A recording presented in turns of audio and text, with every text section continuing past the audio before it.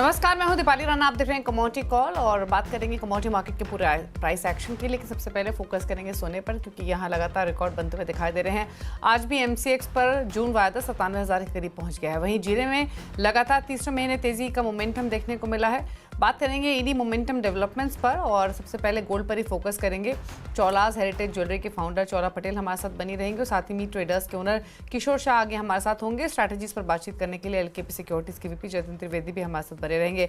आप सभी का स्वागत है इस शो में। लेकिन सबसे पहले चर्चा सोने के साथ कर लेते हैं, जहां पर 96,000 से ऊपर के भाव फिलहाल देखने को मिल रहे हैं। इंटरनेशनल मार्केट्स में रौनक, डोमेस्टिक मार्केट में तेजी का ट्रेंड कंटिन्यू और trade war concerns, weaker dollar, ये कुछ ऐसे फैक्टर्स रहे हैं जिसने लगातार सोने के प्राइसेस को सपोर्ट किया है। लेकिन अब यहां से प्राइसेस को लेकर आउटलुक क्या बन रहा है, डिमांड कैसी है और आगे के लिए ट्रेंड्स कैसे दिख रहे हैं, इन सब पर करते हैं बातचीत। चौला, नमस्कार, स्वागत है आपका। और सबसे पहले तो ये जब प्राइसेस में इस तरीके का सर्च देखने को मिलता है तो एज अ ज्वेलर आप कैसे देखती हैं इसे? किस तरीके की फीलिंग होती है? भाव बढ़ रहा है, खुश होने की बात है या फिर डिमांड पर इम्पैक्ट होगा उसका भी डर होता है? कैसे देखती हैं इस प्राइस मोमेंटम को और आगे के लिए प्राइस ट्रेजेक्ट्री को लेकर क्या राय है? देखिए दीपाली, अभी गोल्ड जो है वो ऐतिहासिक 1 लाख के मार्क को टच करने को आएगा। एंड ये एक गोल्डन रश अपने बोल सकते हैं। ये एक बहुत ही ऐतिहासिक इवेंट होने वाला है। तो डेफिनेटली इसका इम्पैक्ट जो है वो रिटेलिंग पे तो पड़ेगा ही पड़ेगा।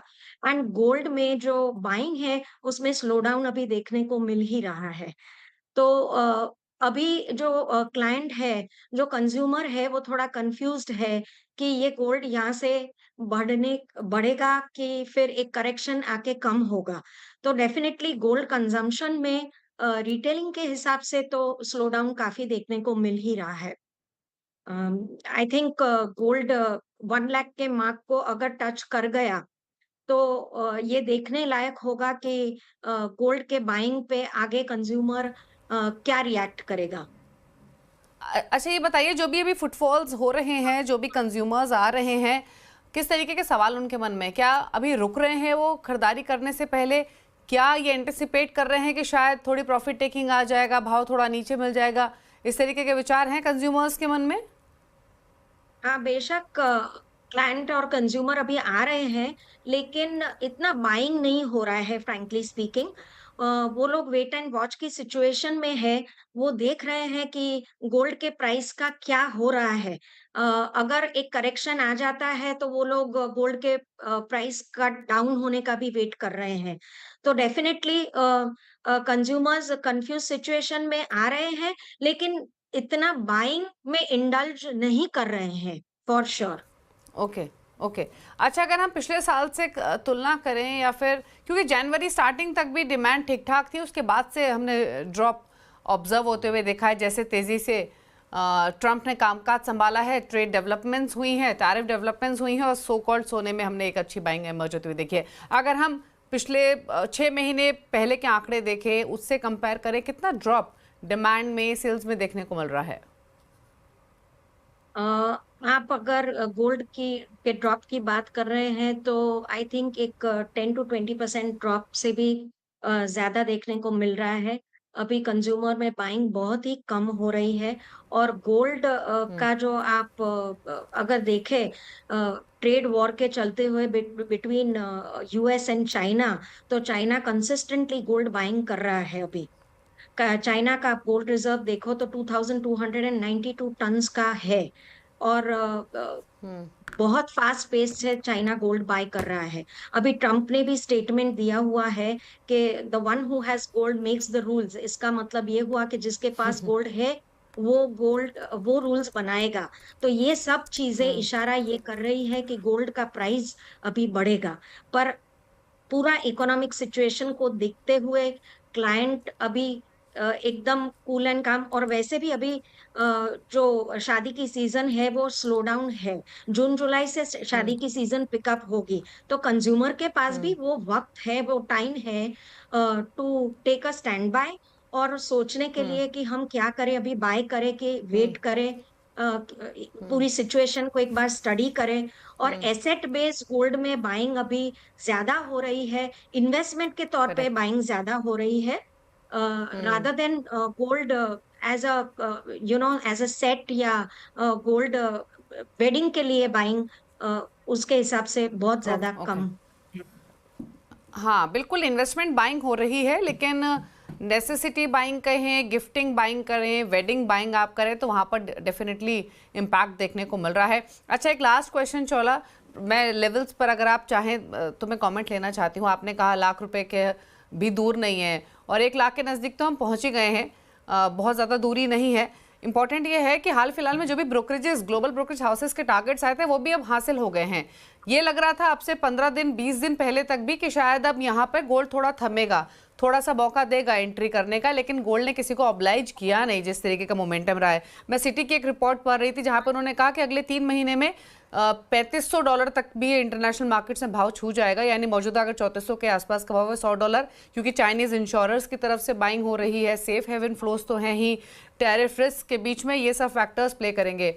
आप कहाँ देख रही हैं भाव को? लगता है ये तेजी गोल्ड आगे भी ऑब्लाइज नहीं करेगा और तेजी कंटिन्यू रहेगी? ये पूरा ही जो चीज है वो इकोनॉमिक सिचुएशन को लेके बहुत इस पर निर्भर करेगी। पर अभी जो गोल्ड का सिचुएशन है वो अपवर्ड ट्रेंड की तरह ही जा रहा है। अब देखना ये होगा कि ये गोल्ड जो है वो 1 लाख के प्राइस पे आके स्टेबलाइज हो रहा है या फिर उससे भी आगे जा रहा है, या फिर एक करेक्शन डाउनवर्ड ट्रेंड की ओर देखने को मिल सकता है।